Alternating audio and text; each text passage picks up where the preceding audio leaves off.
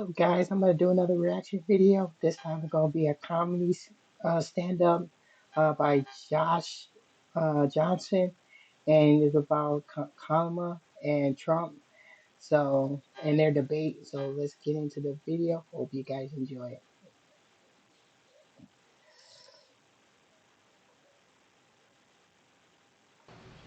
Watching the election and watching the debate felt a lot like that. It felt like bad chess moves.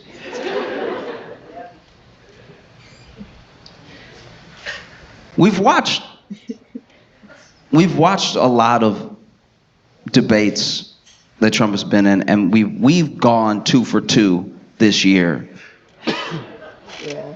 with having remarkably historic debates, both of which were like, whew. You know what I mean? Like you get done and you're like, whew. Felt like I was up there. For real. It make you feel like, man, this has been a wild ride. And there was a moment in the first debate that was echoed in this debate. There was a moment back when Trump was debating Biden, and I've talked about it before, where there's a second there where Trump looked at Biden, and for a split second, he wasn't trying to be president. He wasn't even trying to debate. He was literally like, hey,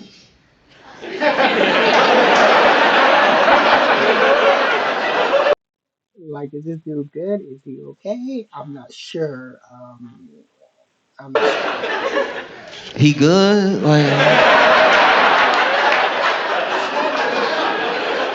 no, y'all, stop.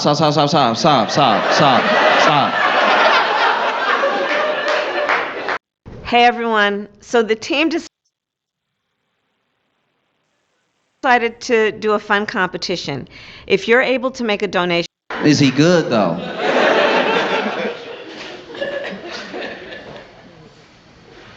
It was a different tactic than we've ever seen before from Kamala debating Trump, because she debated him the way that I think a lot of us might debate him. You know? Yeah. I'm not gonna speak for anybody in here, anybody listening to me. I don't know if you're like a political analyst. I don't know how involved you are with politics, but she debated him the way that I think we debate him sometimes in our heads, which is to be like, what did you just?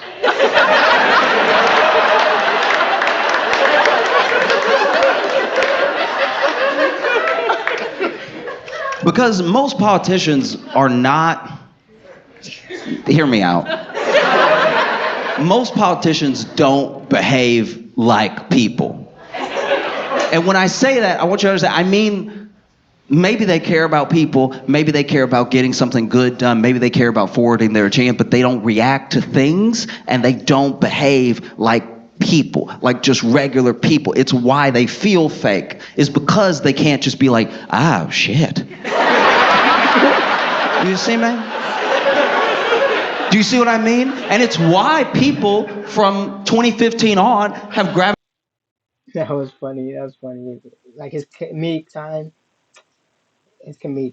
too good. towards Trump because he feels like they would react. Like he will say, oh shit.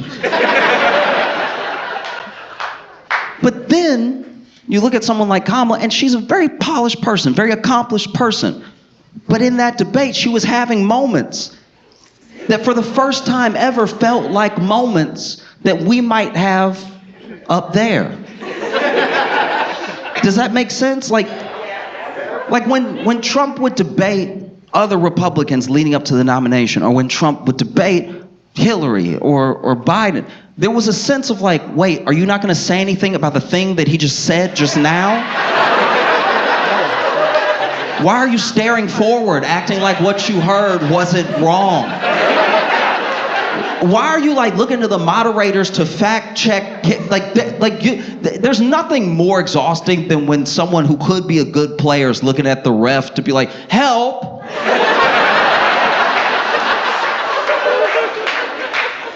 You know what I mean? You say he's lying right now. Like he just lied now, so say it now. Don't later be like, and then they didn't even help. Do you see what I mean? We've watched it happen. We've watched, he was in those debates. Republicans did not know what to do with this man. He was over there telling Ted Cruz to his face, your wife is ugly. Somebody said that about my wife, man. Man. But when he just decided to let it go, crazy. And because Ted Cruz doesn't move like a person, doesn't react like a person, he didn't slap him in his face in that moment.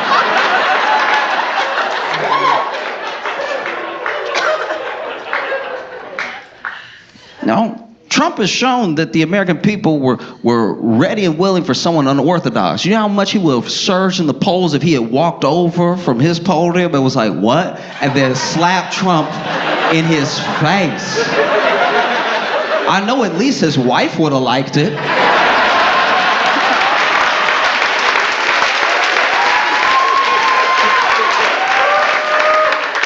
You know?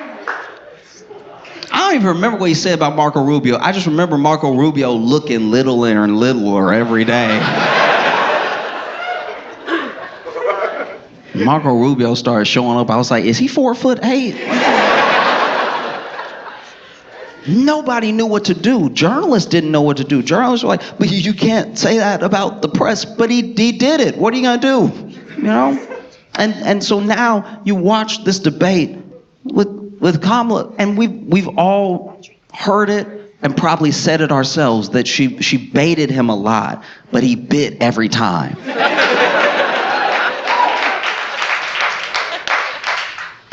And this is my thing with that, is that decorum aside, don't you want someone representing you that could maybe let something slide?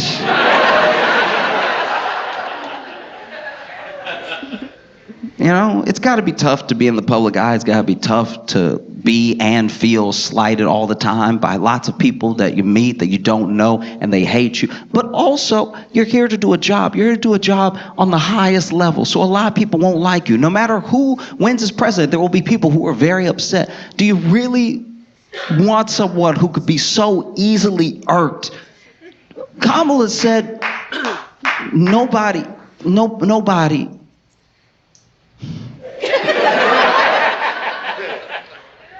Kamala said that people leave his rallies early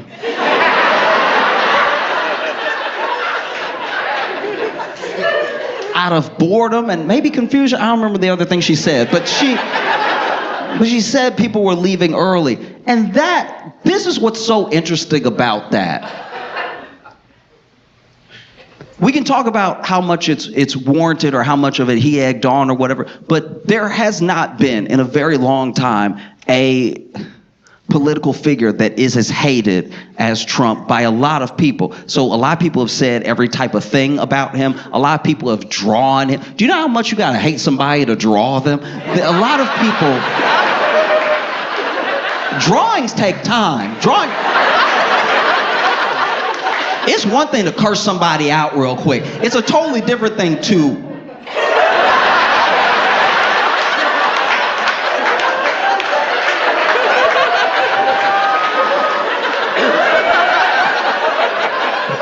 No, wait, I'm getting his ass. I'm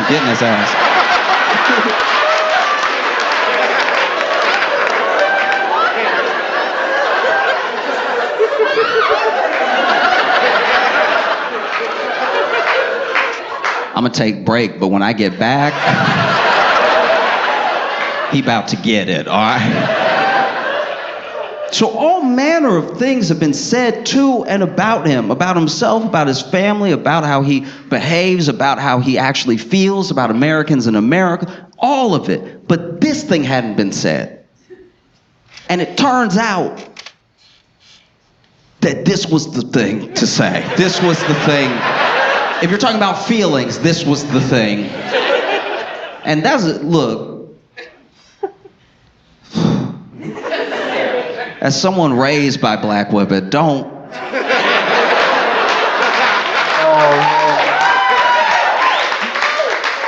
Black women know how to hurt feelings.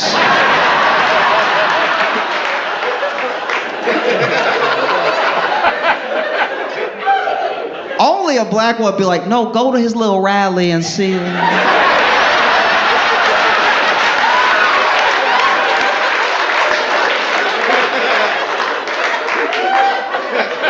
That's how confident she was in what she was saying, that she told us to go.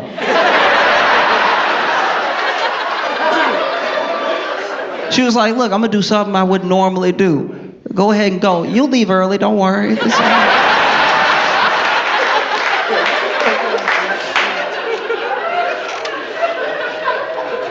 That was the thing. That was the thing. And you could see it happen. You could see it, oh. On his face, you could see it happen. This dude who has held the highest office has been called a traitor. He's been called a Russian asset. He's been called all manner of things. But this was the thing. And it's because deep down at his core, even his supporters will admit that deep down at the base of who he is, Trump is an entertainer. I have always said that about Trump. I always said about Trump. We on the same wavelength, me and him. Me and him, same way. I always said I felt like he was an entertainer. Always, he's just an entertainer.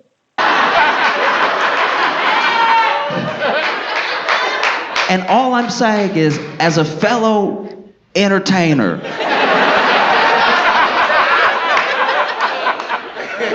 if someone had said, Josh, people leave your shows early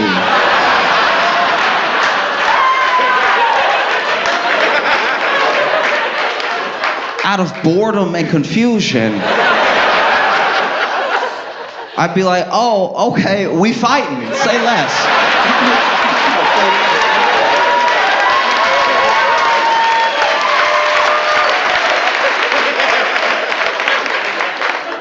This was the thing. That was the thing that like broke through this weird armor, because I've noticed that Trump specifically has a thing that has always kind of existed in politics, but has never existed to this degree, right? Where Trump has a filter created by his base, by the people who like him, love him, and everything, that he can say whatever he wants, but they will distill it for him for the rest of us. He'll say whatever, and then they will be like, what he meant was.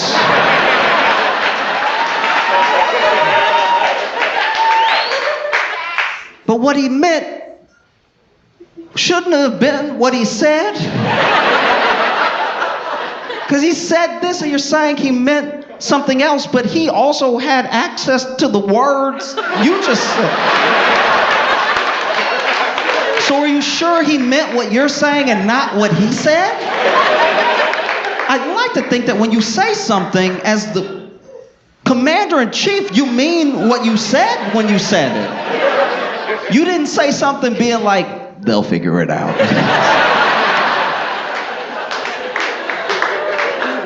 And because he has that filter, because that sort of buffer exists between him and like sound arguments and logic. I don't even mean that as like a diss. I literally mean he could say something and then it could spin out past something that he meant for real, right? Because as an example, that's like Trump's vaccine. I know we forget that, and I've talked about it before, but that's like, as far as presidents go, as far as you getting credit for the things you do while you're president, that's Trump's vaccine. But when he tried to say, guys, we did it, we have a vaccine, and his audience booed, he realized what it's like. Oh, I don't necessarily control what goes out, even though I said it. I said you should get vaccinated, and then they booed me. So clearly, it's not like a one-to-one. What I say is not, it won't be exactly what they do. So now I'm also trying to figure out how to like Jono. keep them on my side, but win them over, but lead them. I think in that moment you saw him get really worried and confused, and he immediately backtracked. He was like, or don't.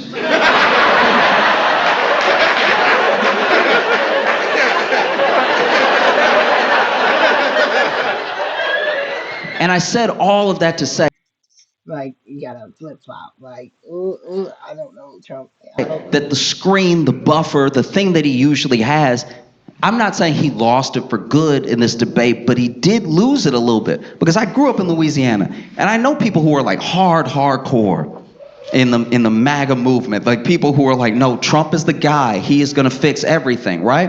I've grown up with these people, and we know each other well. And this was the first time that they were like, that wasn't great.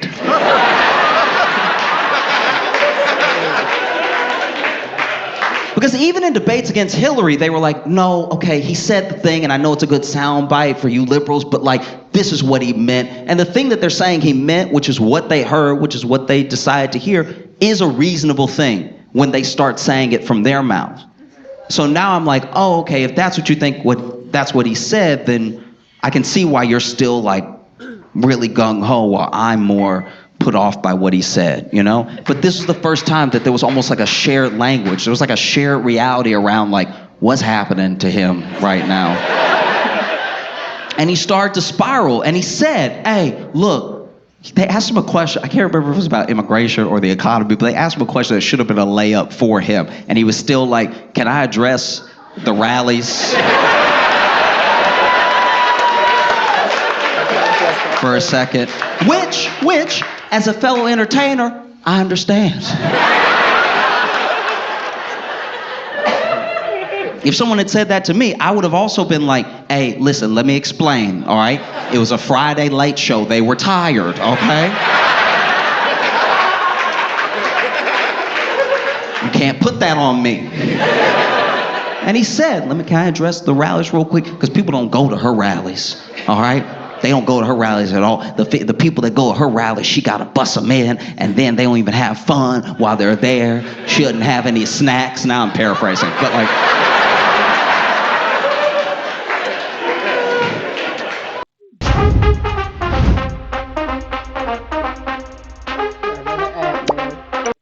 But he did. He hit back with like rallies. They asked him underhanded.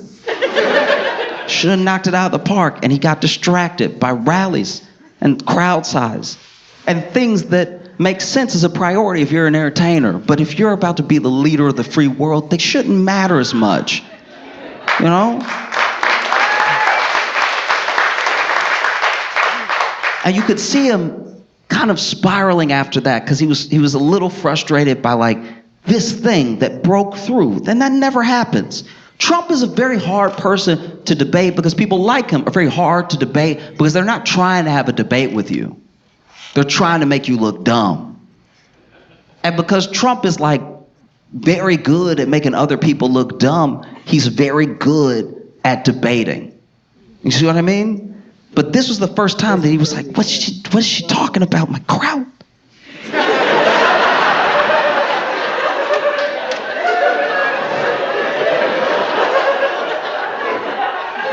And so, you know, he had a bit of a spiral. And before you know it, he was like, look, they're eating the dogs.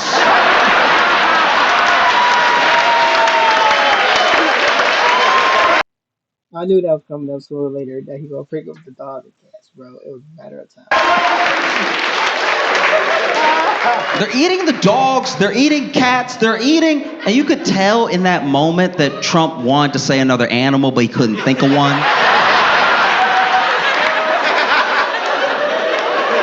Because he says pets, but pets is off rhythm. If you go back and watch, it's like they're eating the dogs, they're eating cats, they're eating... And you can see for a split second the wheels turn of, he's like trying to think of, they're eating the bird. No, we all eat birds.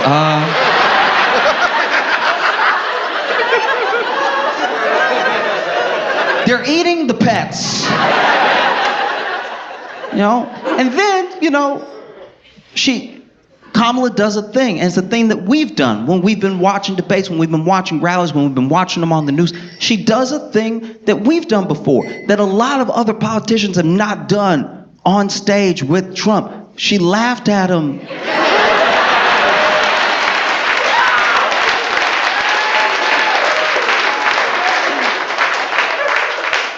And I think there's context to that laugh, because I'm not trying to get too,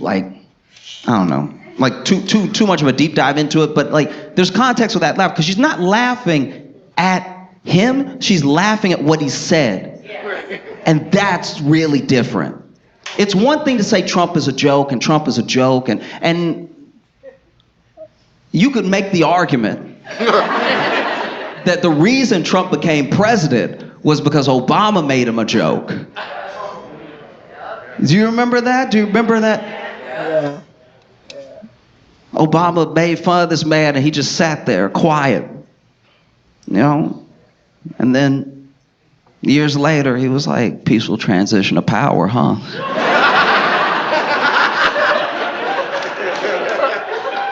There's a big difference between laughing at Trump and laughing at what he said. You can think that Trump is a joke all you want, but he laughed his way to the presidency.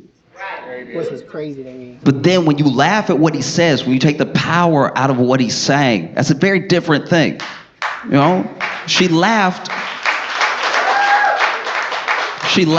at what he said for a second. And then there was a second, it was very slight, but there was a second where she was still smiling, but she wasn't laughing. And then there was a second where she wasn't smiling and she wasn't laughing, and it was reminiscent of yo.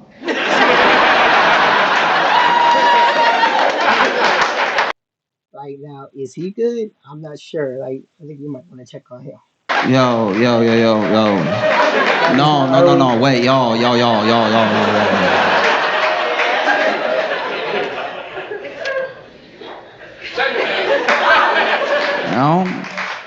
And that's my thing, is I'm like, I look at that, I'm like, wow, that's different, It was very, very different. And the thing I've noticed in both these debates is that they're not even about who did well. They're just about who did the least poorly. That's what we get stuck on. It wasn't even, last debate wasn't even about Trump performing well, it was about Biden crashing out. And then this debate wasn't as much about Kamala winning as much as Trump. They're eating the dogs.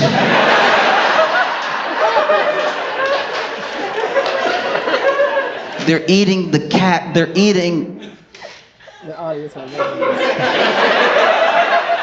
flamingos. They're eating the pets. And it was the first time in all the times that he's debated that Trump looked 78. Because he's 78. And he's got a lot of energy, so we let a lot of those years slide. We don't feel like he's 78. You know what I mean? I've known grandpas like Trump. I've known grandpas that were like, oh, he's got so much energy and he's so spry. And he's eating a lot of fast food. But he's 78. You know what I mean? But I guess this is one of my main things about it, is that it was the first time I saw him look out of his element on a really important moment. And I don't want people to think that this is that's it. That's all that needed. Yeah. Not at all. It's harrowing how little it actually moves the needle.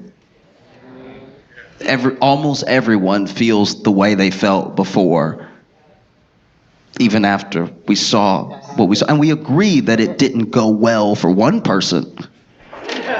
But we're still I'm still gonna go the way I was gonna go. That's interesting, that after all of this, they're like tied. Wow, they're tied. In lots of places, they're tied. It's not even like it's working out to be a tie because all this place and all this. No, in a lot of places, they watched that and they were like, "Nah, I don't know." That's pretty wild, you know? The first time he really looked 78, because it was the first time he said something that, like, a grandpa would say right before you put him in a home. You know what I mean?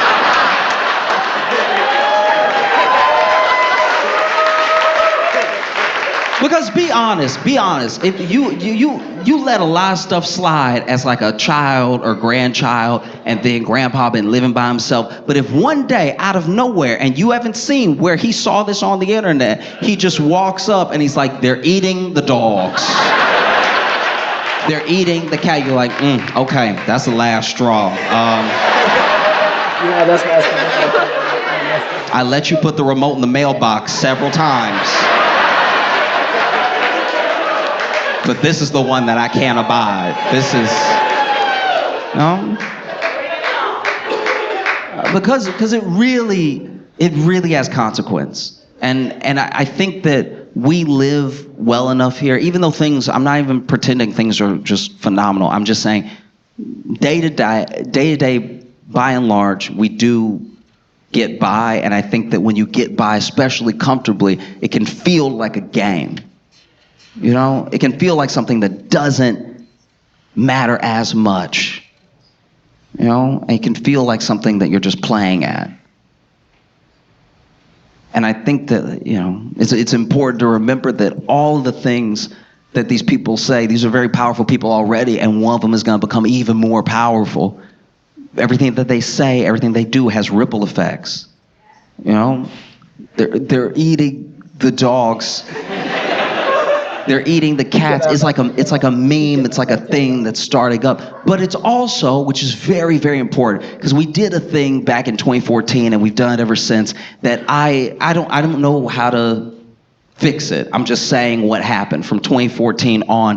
Anyone online that was, even all the way from like crazy people down to people who were slightly conservative. All right, I'm gonna stop it right there. I don't want to get my video too long, so I'm gonna stop it right there. And hope you guys enjoyed the video. Like, comment, and subscribe, and I'll check you guys in the next video.